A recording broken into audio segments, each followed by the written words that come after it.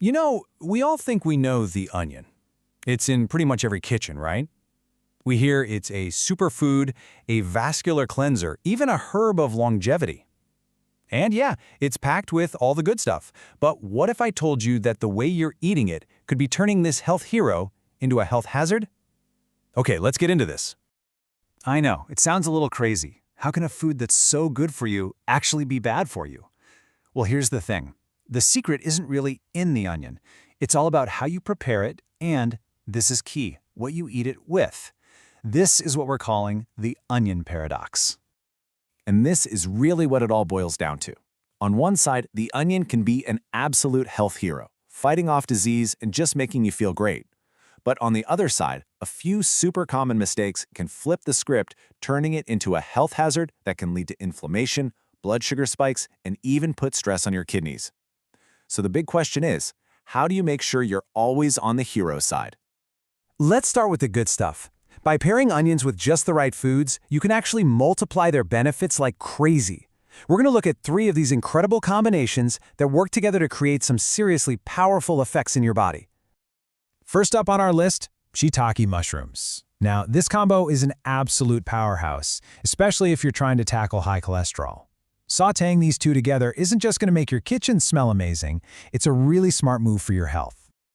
So, what's the magic trick here? Well, it all comes down to the science. Onions are loaded with this amazing antioxidant called quercetin, but for your body to really use it, it needs a little help. And that's where the shiitake mushrooms come in. They are packed with niacin, which basically acts like a VIP escort, helping your body absorb way more of that powerful quercetin.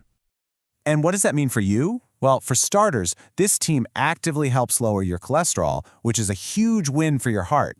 But that's not all. The vitamin D you get from the mushrooms helps you absorb calcium better, making this duo fantastic for building strong bones, whether you're a kid who's growing or an adult trying to prevent osteoporosis.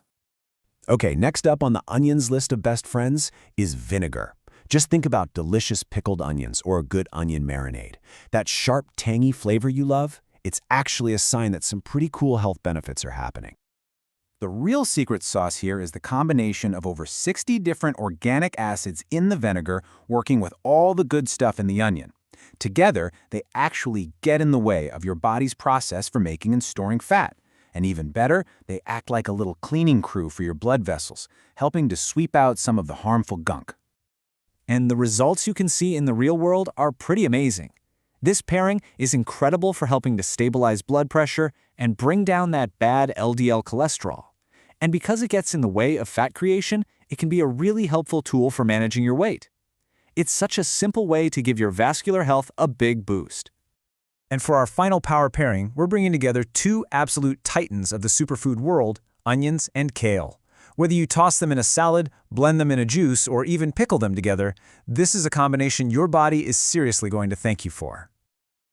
A lot like what we saw with the mushrooms, kale acts as a massive amplifier for all the onion's benefits. Kale is just ridiculously dense with vitamins, especially vitamin C, and it has its own unique antioxidants that help your body grab onto and use the onion's quercetin even better, which is especially great for your heart. So with this combo, you're getting a powerful 1-2 punch.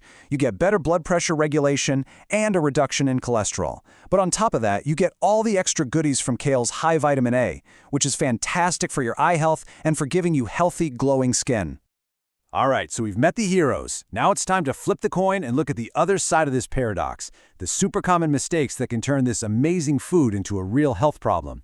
Let's dig into the 3 worst enemies of the onion. First on the list is concentrated onion juice. Now I get it, this seems like a healthy shortcut, right? A quick and easy way to get all that onion goodness in one shot. But the truth is, it can be a total trap, especially the kind you buy at the store.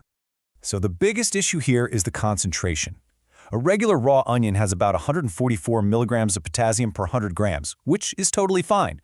But when you concentrate all of that down into a juice, that number just skyrockets. For anyone whose kidneys aren't working at 100%, this can be a serious danger because the kidneys have to work overtime to filter it out, and that can lead to major heart problems. And it's not just the potassium. The problems just keep stacking up. The heating process they use to make the juice basically destroys most of the helpful vitamin C and gets rid of all the dietary fiber. So what are you left with? you're often just drinking a high-sugar liquid, sometimes with extra sweeteners, that can spike your blood sugar just like a can of soda. Now, this one probably won't come as a huge shock, but it's really important to understand exactly why it's so bad.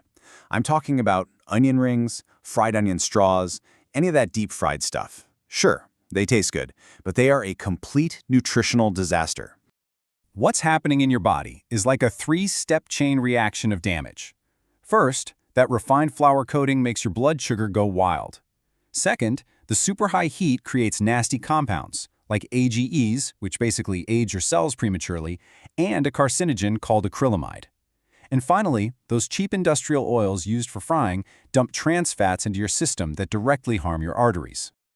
Okay, time for our last and, honestly, most surprising mismatch: avocado. I mean, come on, how many of us toss onions and avocado together in salads or guacamole thinking we're at the peak of healthy eating? Turns out there might be a bit of a nutritional conflict going on. So here's the thinking. It's kind of like a battle between nutrients. We love avocado for its amazing, healthy fats. And we love onions for being packed with fiber.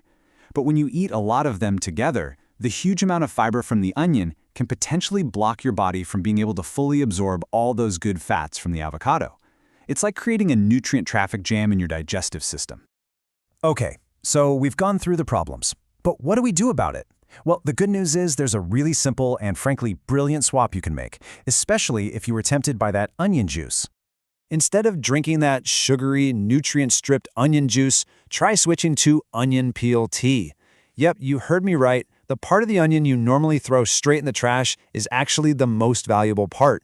All you have to do is wash the outer peels, let them dry, and then just steep them in hot water like any other tea. And the reason this little swap is so incredibly powerful all comes down to this one number. The onion peel contains a mind-blowing 30 to 40 times more quercetin than the onion flesh itself. You get this massive antioxidant boost with zero sugar, zero additives, and none of the risks that come with the juice. It's a total game changer. So let's pull it all together. Think of this as your quick start guide to the onion paradox. If your goal is lowering cholesterol, think onions and shiitake mushrooms, not fried onions. If you're looking to stabilize blood pressure, go for onions with kale or vinegar, not the juice. The main takeaway here isn't to be afraid of onions, it's to understand how to use them.